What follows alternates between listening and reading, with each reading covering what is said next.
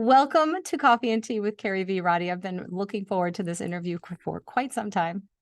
Me too. I'm really excited. It's great to get the opportunity to chat with you and hopefully share some great stuff for your listeners. Oh, well, you always do, so I'm not at all concerned that this is not going to be absolutely wonderful. And your accent just makes it so much better.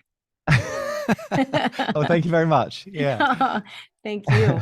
So we want to know what got you out of bed this morning? Like what is on your heart and soul, the things you love to teach about and train about as part of the Maxwell organization, which is my heart and soul. What is it that you love to pour into people the most? So I love to help people in any way, really, but the two kind of principal ways that I help people, I suppose, is communication and personal growth, and mainly communication all day, every day, pretty much. I'm either speaking live or I'm speaking on Zoom and working with people one-to-one, working with people in small groups and helping them become better communicators for the most part. But a big part of that, of course, as you know, is personal growth. In fact, it doesn't matter what you want to achieve. If you want to improve your results in any area of your life, it's probably your personal growth that is going to determine whether you're going to be successful or not. And communication is no different. So I think developing your communication skills is a great metaphor for life. And if you can develop your communication skills, you can face a fear that a lot of people have, and you can prove that you can outgrow that. You can kind of prove the model for growing, and then you can generalize it to other areas of your life. So for a whole host of reasons, I think everyone should spend time working on their communication skills. But that's what gets me up every morning. This morning I was up at 5 o'clock. I was in the office soon after that. Our house is about 8 miles down the road. And I'm excited to try and get better at what it is I do every day. And so I was reviewing some Zoom sessions that I'd done last week and seeing, right, okay, I didn't see that before, but that could definitely be done better. And then I'm changing some of the PowerPoint slides, changing the way I explain things, changing some of the examples I use, and just desperately trying to get better, actually. Which you always do. Every time I hear you speak, it just feels like gold has been dropping in my lap. So, Roddy, Oh. what would you say is there are probably many things that people struggle with in communication, but what do you feel is the main or one of the main struggles that people have around this topic of communication? The biggest one, without a doubt, everyone knows is fear. You know, a lot of people buy into the myth of the natural speaker, and they believe that if they're not like born with the ability to speak like John Maxwell, then it's not in the genes and there's just no point, which is the most ridiculous thing when you think about it. The trouble is we never do think about it. We just buy into these beliefs that we've adopted from a very, very early age. From the belief comes the emotion. The two go hand in hand, like two sides of the same coin. So fear is a reflection of our belief in our inability to face something, or our belief that it's dangerous, we can't do it, we need to run away. It's a very kind of primitive response. And so people don't even try. And if you don't try and enter the process that is going to help you outgrow the fear, then you're a prisoner to it for the rest of your life, unless you face it. The only way out is through the fear. So without doubt, the biggest problem, I think, is people avoiding developing their communication skills because they think it's not possible for them, because they buy into this myth of the natural speaker, which is just nonsense, really is. So that's the biggest problem. After that, I think people are either like shoved in front of an audience because your boss tells you, like, you go and give them the update, you give the project update, you speak to the shareholders, or you go and speak to your own team, you know, you do your own leaving speech, you do your own welcoming speech, whatever it is. People are either forced in front of an audience and they have to kind of face that fear, or sometimes they see the value in it, you know. And that was my story. It was like, I thought, well, I know I'm not cut out for this, but if I could just get a little bit better, I think it would make a big difference. So I'm gonna try. And then if they have a goal and they step into the fear, step into that process of growth, then they if they're aware, then they can see they're making progress. And this is very logical when you think about it. If you and me or anyone listening went on a like a 10-week speaker tour where we were speaking once a week, every week for 10 weeks, the last week, the 10th week, we would definitely all be better than we were in the first week. If we did nothing, if we did no training, we read no books, we did nothing other than just we did this, you know, this speaking tour where we all shared our thing, the 10th one would be better than the first one. People hear jokes and they think, well, that's a good joke, I'm going to tell it. And they retell it, and okay, they just about make it to the punchline. The next group of friends they share it to is a little better. By the time they've told all their friends, they feel like they're an expert with that particular Hmm. joke. Intuitively, they've honed in on that. Communication is no different in any setting, really. It's a complex skill to be developed, and if we spend time developing it, everyone gets better. Everyone makes progress. I've never seen anyone who hasn't stepped forward into growth with their speaking, no matter how reluctantly, because a lot of people are reluctantly. I've never seen anyone not make progress. And it stands up to reason and logic when you think about it. Of course we can get better if we apply ourselves. We just don't want to. That's the bottom line. So that avoidance is the biggest challenge. I love that we can get better, but we don't want to. So, Right. so that kind of then leans itself to this other topic that you started off saying that is so close, so near and dear to your heart, of personal growth. And Right. personal growth is part of that, running into the fear. So what got you tapping into personal growth? Has it always been a part of your life, or did it evolve as you evolved as a person? Like, what got you into this topic of personal growth that then led you into embracing this communication? Yeah, so well, looking back now, I was very lucky too, but at the time it was a nightmare. Like, 'cause I struggled with panic attacks, and they were bad. It's like, and anyone that suffers from panic attacks knows, it's bad. And like at its worst, I was hospitalized, and I thought I was going to die. I was like Mhm. saying goodbye to like people. It was really bad. You never would have thought that it could get that bad. It was a combination of things, but like all the tendons in my body felt like they were too short. Everything was curling in. My stomach was pulling my legs in. I was in a ball laying down, and I couldn't speak. I couldn't get my words out. And I'd seen my mum have a stroke, so I presumed I was having a stroke or a heart attack, and I was going to die. So at worst, it was really bad. But before it got that bad, there was, it was just that anxiety, that apprehension, wanting to avoid situations, and then you're fearful of the fear. You're scared of the feelings, and then you become this prisoner. And I was working at the time, and it got worse as I got promoted and did well. I had more people reporting to me, and I would be normal. It would come from not from nowhere, but I would be fine and confident, and then suddenly it would strike, or I'd worry it would strike, which was just as bad. And I was going for a job interview after a few years of this, and I decided, right, that's it. I came back one night, and I thought, right, I can't go on like this. I've got to do something about this. Mhm. And I can remember, I shouldn't say this, but I phoned up sick the next day that I can't come in. And I'd got on my computer, which was in those days, the search engine was Yahoo, it was like the Google, So I got on Mhm. Yahoo, and it was such a big thing to type into the search engine, like panic attacks, and I typed it in, and up came all of these different resources. And it was like, oh my goodness, that made it real. Me typing it in the search engine was me admitting that I had a problem, and up came this list and list of resources. And looking at them, I thought, oh my god! And then went onto Amazon, and you could see there's all these books on panic attacks. And I got the first one, I think, was Lucinda Bassett's From Panic to Power, which was a great book, Mhm. and there was one other, dealing with anxiety or something like that. And that kind of opened me up to, like, instead of me suffering in secret, my dirty little secret, if you like, suddenly it was like, there's a whole world out there of materials for people who want to who want to grow. And so the first thing they all said was, go to your doctor, start with your doctor. So I went to the doctor, got propranolol, I think it was, a beta blocker. Didn't work out well for me because I like to exercise at the time. They didn't tell me that. So I was taking these beta blockers, went on a 6 mile run, like nearly killed me. I remember sitting on the kitchen floor, like the house was empty. It was just me there. And there was this chocolate cake up on the table. And I was sitting, leaning against the table leg, and I was just reaching up, grabbing handfuls of chocolate cake and eating it, trying to and it was really bad. I went back to the doctors and I said, I can't take these things. He said, don't take them when you're exercising. You might have told me that before. So Before. I ditched those, and ended up like obsessively trying to find out about fear, panic attacks. anxieties, social anxieties, everything. Then I started finding more and more materials. It led me into this whole world of personal growth.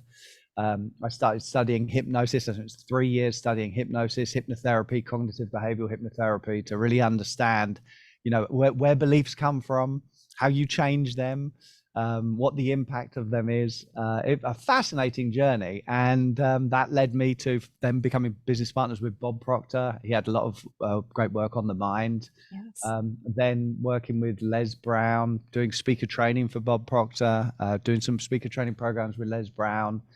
So for several other people. Then when the John Maxwell team was in its kind of embryonic stages before, in 2010, because of some of the experiences I had and people I'd worked with, they asked me to create a curriculum for the John Maxwell team, which we launched then in 2011. And so now I can look back and say, thank goodness.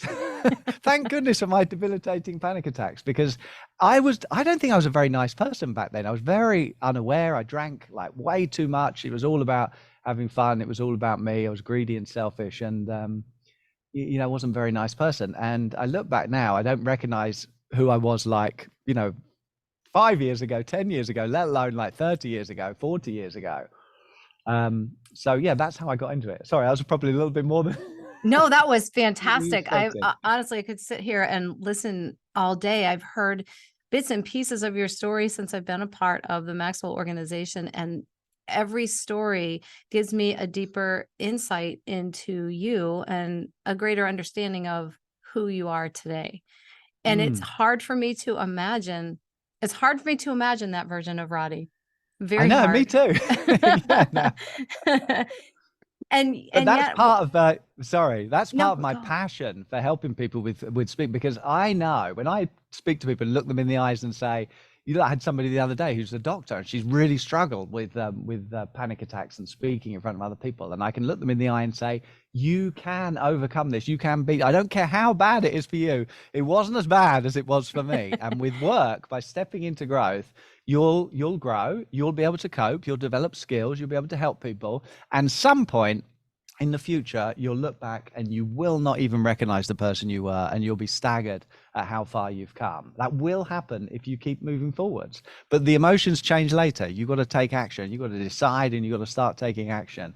And then the emotions will change later. But you can still help people. You can still cope. You can still enjoy life, even though you feel, scared, anxious, or whatever. It's okay. Doesn't mean anything. Yeah, I love that you brought that out. That actually was my question and comment to you. And then bringing out this, that the emotions will change later. Can you unpack that a little bit more for us? What exactly does that mean? The emotions will change well, I'll give later. so let's say you want to let's say somebody was terrified, because Martin was terrified of speaking, and he came here to my studio now, and after this I was going to spend the afternoon with him. And so we would work on what he was going to say, and it would be like tiny little steps first of all, and almost straight away I'd say, right, okay, jump on the stage behind me.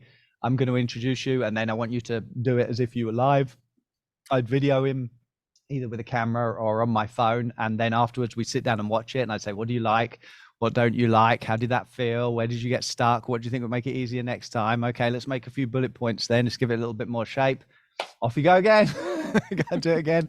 I'd video him and we watch it, and it would be uncomfortable for him, and he would grow. And I've done this so many times, and everyone makes improvements, and they're all a little bit surprised. And then after a few, when we start working on specific things, maybe like standing, not shuffling around, hands not distracting, maybe eye contact, and as he got clearer on what he was trying to say, even though he felt uncomfortable, his competence would be improving in front of our eyes. And when you play it on back to someone on your phone or on video so they can see it, it's very convincing. And there comes a point where they go, I actually look much better there than I felt. I look much better there when I, than it feels inside. And he still would protest, but through a day, half a day, a couple of hours, he'd make great progress. There's a lot of research on this, on how if you immerse people into an environment that they're scared of, then the feelings change. So I discovered this for myself because I was scared of heights. Early 2000s, I bought this house, and we still own it actually. And I decided I was going to like do the roof, tile the roof on this house. And so I thought, right, well, I'm just going to chip away at it. I'm quite handy and I enjoy that sort of thing. So it was normal for me to think, oh, I'm going to tackle this. And I thought, right, I'm going to retile the house of this part. And so I'll need scaffolding. But I don't want to like rent scaffolding for like 4 months throughout the summer while I'm doing this roof. So I'll make my own scaffolding. And so I bought like wooden 4x2, 4 inches by 2 inch, like long thick planks. And I built this rickety scaffolding around the outside, and it was wobbling and it was unsafe. And I'd go up the ladder and then I'd like step off onto the platform. And then I didn't want to let go of the ladder. I'd grab hold of the house, and I was trying to like bang things in, but I didn't want to let go with either hand. Even holding on with one hand was terrifying. And so for the first like half a day after it was finished, it was a nightmare, and I was terrified of falling. I thought it was wobbling. Gradually, I added a few more supports. I got used to it. A week later, I was racing around that scaffolding, racing up to the top of the roof. Susan's got a picture of me standing on the apex of the roof, holding 2 tiles up above my head. And I'd gone from being terrified of dangerously overconfident, actually. And I think that's the way our body responds. If you're fully immersed in an environment, you adapt to it. Your body gets bored with being terrified, and so you adapt to it. And so, lots of studies with, let's say, spiders. That's another common fear, isn't it? Where the spider's in a tank in the next room, and you think about it. I'm someone that's has a phobia of spiders, so they're unable to think about it, don't like it, don't at all. But now it's in the next room, and then they're a little closer, then they're in the same room, then they can see it through the glass, then they get a little bit closer, then they touch the glass while it's crawling in there, then the competent handler, whoever they are, takes the spider out with thick leather gloves, and they watch it then crawling over their hands. Then they put the gloves on, and then they have it crawling over. Then he has it on his hands, and then eventually you get to the point where you're able, from not being able to think about it, to have this spider, crawling across your hands. Now the spider's harmless, but there's no reassurance if you have an emotional response like fear, and that's a key point, actually, is like, we're not logical beings. The spider is not going to kill you. It doesn't matter. We have this emotional response to the stimulus. We're not logical like that. Same with speaking, same with flying. You can study the statistics on how safe traveling by air is, but if you have a phobia of flying, the statistics don't help you. Information doesn't help. You have the emotional response. So the interesting thing anyway with that spider example is, how long do you think it takes to go from not being able to think about it with this kind of immersive therapy to the point where you've completely changed the way you see spiders? Not long, actually. Really? Like 4 hours or something, 3 hours in a relatively short space of time, you adapt. So that's what I mean by, your fear of speaking is not going to disappear instantly in all likelihood. Although we could manufacture situations where you wouldn't care because something else is more important. So for example, if I said, good news, you've won the lottery, there's $1 million, all you need to do is go and do a 3-minute speech to these people, and as you walk off, you'll get the check. Suddenly it's like, really? You'd be like, I can't believe it, because something now is more important than the phobia. So we can change in practice. It's a process, and it's a bit like, I like to think of it as like, I got coffee in here, an espresso coffee, and if I took some water and poured it in, you wouldn't notice much difference. I could pour some more clean water and you wouldn't notice much difference. But if I kept pouring it in and the cup was big enough, or they would reach a point where you could noticeably see the difference, and then there'd be another point where it would just look like clear water. So it's a gradual change rather than a switch where you suddenly change the way you feel. But hope is a switch, I think, when you understand, oh, I can do this. When you're facing into the fear, I can do this. You still feel it, but it almost feels now like exhilaration or courage flying through your veins, rather than fear and that willingness that instinct to turn and run. So I think it's okay. It doesn't matter actually how you feel if you can help people, and the feelings will change over time. Am I answering the question? I'm worried. Oh yeah. You brought so much back in my mind I can just remember years ago being so afraid to fly. I mean, going back decades when my kids were little, and being Hmm. so afraid. But I wanted to take them places.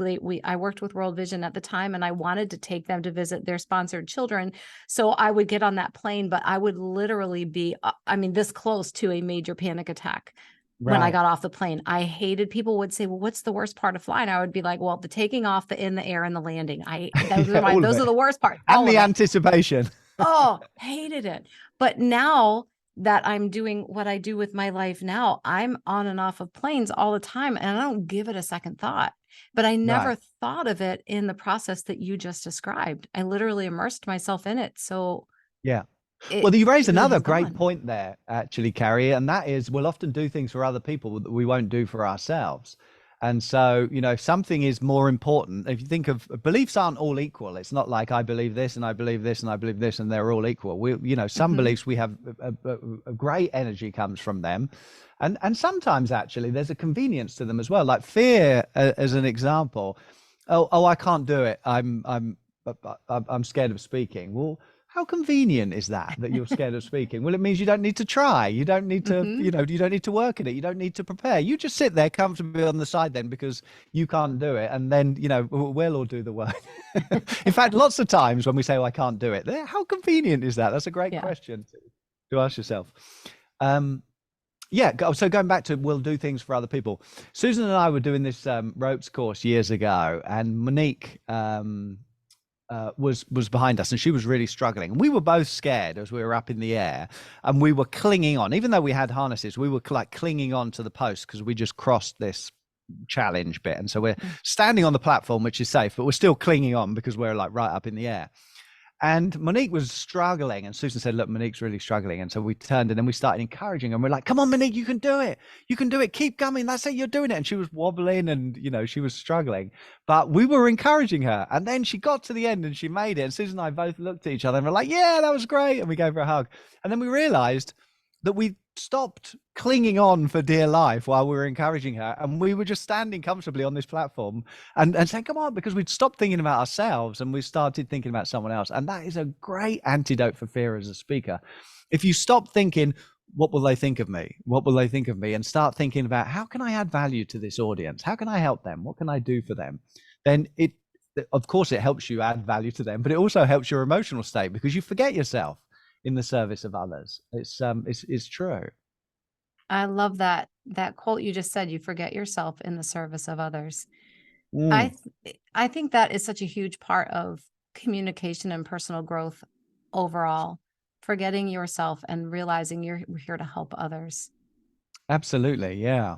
Can I add one more thing to that? Yes, you Because I can, think this will please. help some people. Going back to this idea that beliefs have different levels of power. Somebody in the audience may very well, or one of your listeners may very well be scared of standing up and speaking. Let's say they're in a situation like a parents' town hall meeting, council meeting, some meeting when they're sitting in the audience, which is like, I hope nobody asked me a question. I hope I don't have to say anything. And they just want to kind of get through it and get out safely, which a lot of people experience. And then so they're thinking to themselves, I can't speak in front of this audience. I don't want people to negatively evaluate me or joke, whatever. So they just want to get through it. And then somebody stands up and takes the mic and says something that conflicts directly, challenges one of their core beliefs. So let's say, and I'm not I want to pick something that's emotive enough that people get it, but I don't want to divide the audience. So um let's say like animals, let's say love of animals. So this person, that they'll call her Sarah's sitting there hoping that she gets through without being noticed or picked on, because she doesn't believe she can speak in front of other people. And Sarah loves animals, and then somebody stands up and says, well, why doesn't we just collect all the dogs together and have them put down? That's obviously the best solution to the problem. Now, like, Sarah's running down the front, grabbing the mic, and she's like off on one, insulting this person because this is more important than her insecurities. This is Mm-hmm. something she really believes. And so she forgets herself in the pursuit of something that's, that's more important. And I think we can all imagine that as well, can't we? Where Yes. this belief has much more power. And so we are actually able to do things that we tell ourselves we're not able to do if the circumstances are changed. That's powerful. Mm. That's so powerful. And it's interesting to me that you picked that example with that name.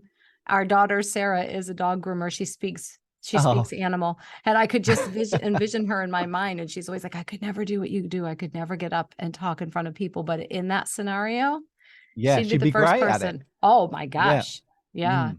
She'd be Yeah, absolutely. very angry. Communication is such an important part of our lives. And I feel that so many people are their only form of communication with each other is on a screen and never really talking to people. I can't believe how much time has passed. I could literally talk with you all day, but before I let you go, can you can you address that? Like, how important is it to learn how to communicate, talking to someone, seeing their face, seeing the body language, rather than hiding behind this little device and all of our Yeah. communication being with our thumbs?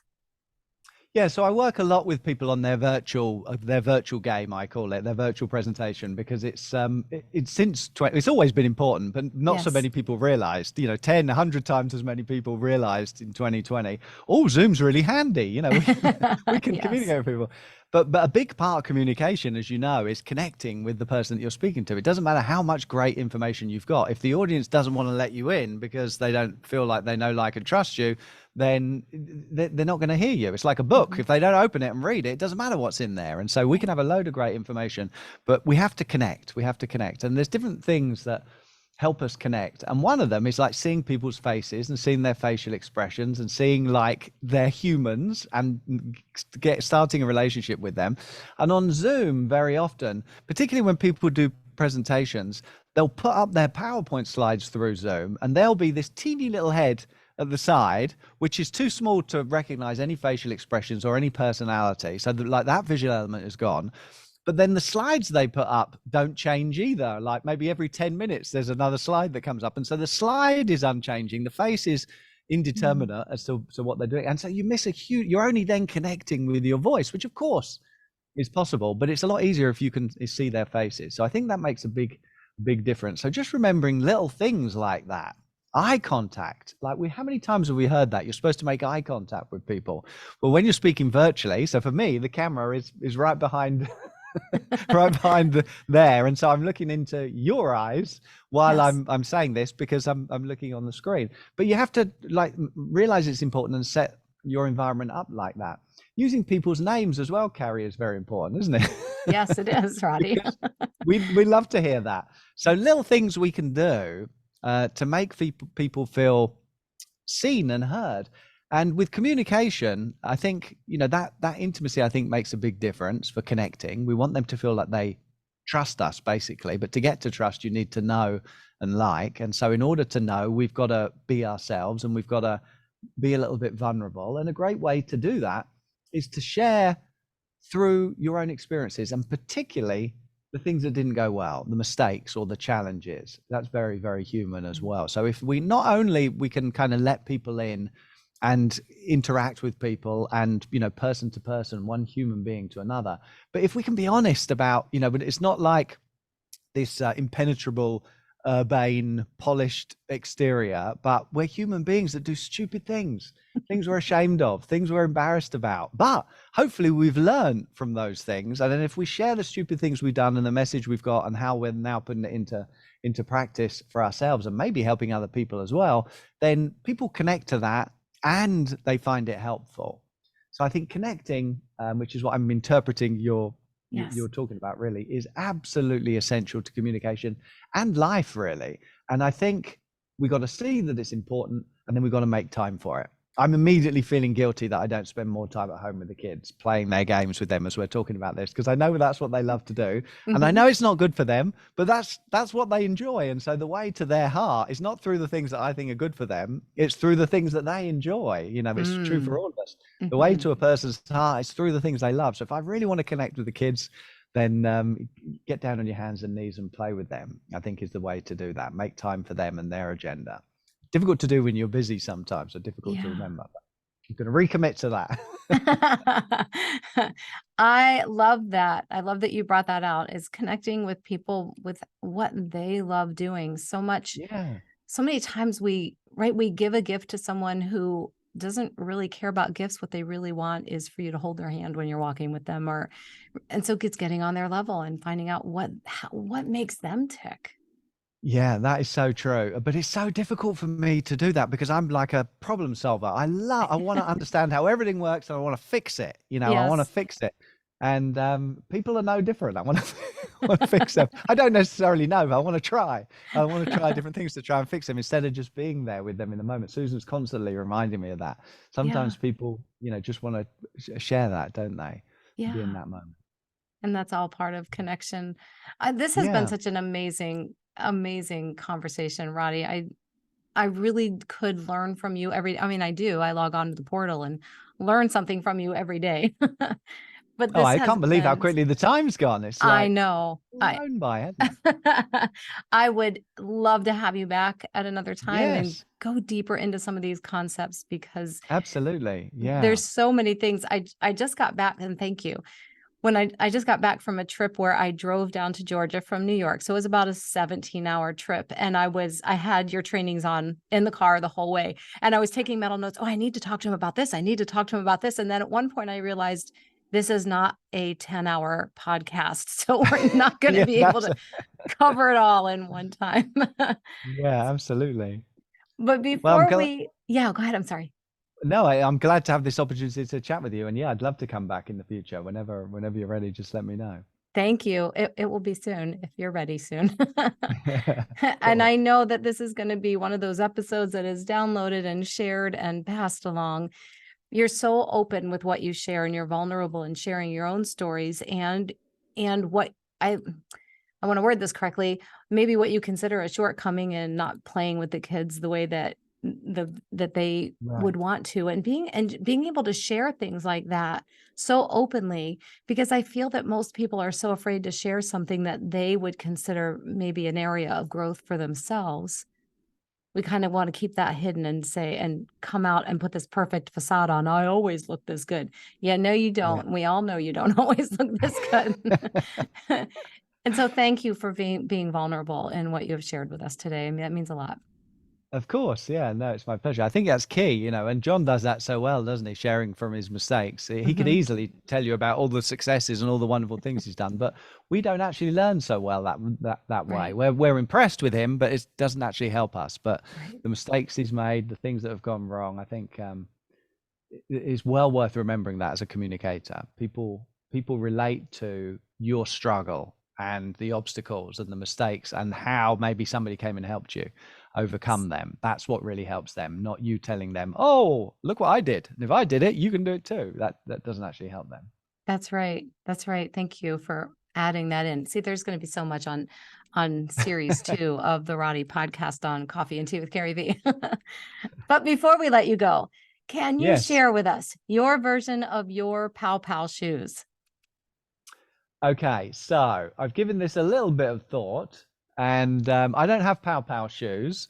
I do have Lucky socks, but I wouldn't choose those as my like Pow Pow. I think the thing that makes the biggest difference to me, which I've done right from the very beginning for 17 years, maybe slightly less, just under 17 years, pretty much 17 years, is I look at pictures of my kids whenever I'm about to go on stage, Mm, whenever I'm doing something that's difficult. I'll just like take it out. It's very grounding.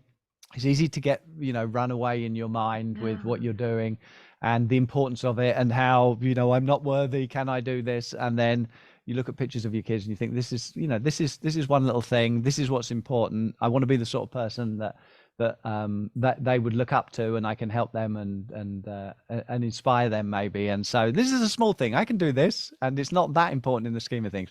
So I find looking at the kids very, very grounding. So right from when Emily was first born, she's coming up to her 18th birthday now. Wow. I've done that, and as we've added more kids, I've got just to look at.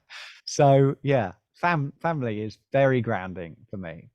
I love that. I may borrow that for my pre-stage time, Right. Roddy. I love Yes, that. it really works. Yeah, it really works. Thank you. Thank you. And can you leave us with a writing prompt, something that will get us all thinking today? Ooh, yeah. So I'm working on a keynote for a new client on personal growth, and it's in my mind at the moment. and I think if you've been in personal growth for a while, then it sounds, maybe stale, or it sounds like, well, I've heard that before, but it's still gold. It's still absolutely gold. And I think the first two things, the first question I'd ask you to think about is, how much of your potential are you using in the key areas of your life? How much of your potential are you using? Because I've asked that question to people all over the world, large audiences, small audiences, in chats, virtually, live in person, got people to write it on cards and collected them. And the average, this is not scientific, it's not peer reviewed, but the average appears to be somewhere around 30 or 40%, under half anyway. People don't feel like they're doing their best. So the obvious question then Earl Nightingale shared on one of his tapes was, are you doing your best? i.e., how much of your potential are you using? And if not, why not? Why not? Why are we not doing our best? Not in everything, but surely there's some areas where we want to give it everything we've got, leave nothing in reserve, empty the tanks, and do the very, very best we can. Surely there's some areas in our life where we should be doing that. And so I think that's a great question. And so then the question that leads me to the question that I want to encourage you to ponder, if you like, writing prompt, as you said, is, if you knew you couldn't fail, what would you do? If you knew you couldn't fail? The first time I heard that, it was like taking the lid off, and then now in your mind to just drink. Well, if it was definitely going to work, there's a whole load of things I'd like to do, And so I think that's very freeing, and it's very motivating and inspiring, I think, to allow those thoughts into our mind. It changes our physiology, changes the way we feel, and who knows, maybe it changes some of the actions we're going to take and helps us move forward. Even if we don't get them, maybe we grow. And I think that's what it's all about. Yes. So, what would you Thank do? you. It's an oldie but a goodie. What would you do if you knew you couldn't fail? I love that one. I love both of those questions. They have both gotten me thinking too.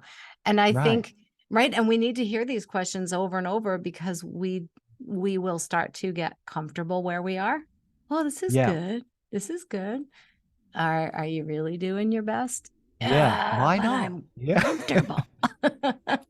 I said this like a couple of years ago. I was preparing that message, "Are you doing your best?" for a keynote I was doing the next day. And Susan and I were walking around our neighborhood, and I was saying, like, it was almost like I had this realization: we don't give up 100% of ourselves to anything. Like, and then as we're walking, I said, think about it for yourself. When was the last time you gave absolutely everything you've got to something that was important to you? And she looked at me and said, childbirth, 4 times. So women are heroes, I think, in that regard. But outside of that, is there something that you've given absolutely everything you've got, something that's important to you? And what would happen if we did? Not all the time, but sometimes. Might change everything. It most likely would change everything. Probably would. Yeah. That's so powerful. And I'm with Susan. I did 4 times too. 4 times in 4 years. Done. Mums are heroes. Wow. Good for you. Yeah. Where can we find you, Roddy? Thank you. Where can we find you? Instagram or YouTube. Instagram's probably best. Okay. Roddy Galbraith or Roderick. I think when you get the little blue tick and you register, you have to use your official name. So my official name is Roderick Galbraith, because my mum said, well, we thought if you ever get knighted, Sir Roderick sounds better than Roddy. So I'm not in danger of getting knighted, but the Roderick obviously is my name. I'm christened. So Instagram, Roderick Galbraith or Roddy Galbraith comes up. Yeah, I'd love to connect with you there. There's various videos, YouTube as well. Roddy Galbraith has various videos as well on both on communication mainly. Instagram's got more kind of personal growthy as well as communication type things, and Mhm. they're shorter. So probably the kids these days are like Instagram, don't The they? kids do like Instagram these days. And I will tag you. I mean, I will in the show notes, I will put that link. So if you're listening, you want to Lovely. follow Roddy, just go to the show notes, click the link. I promise you, you'll get poured into with every single post. You're Oh, amazing. thank you. I appreciate you being here more than I can say. And I'm looking Oh, forward to meeting with you again. yeah, me too. Thanks, Carrie. Thank you, Thanks, everyone. Roddy. Bye bye. God bless. Bye.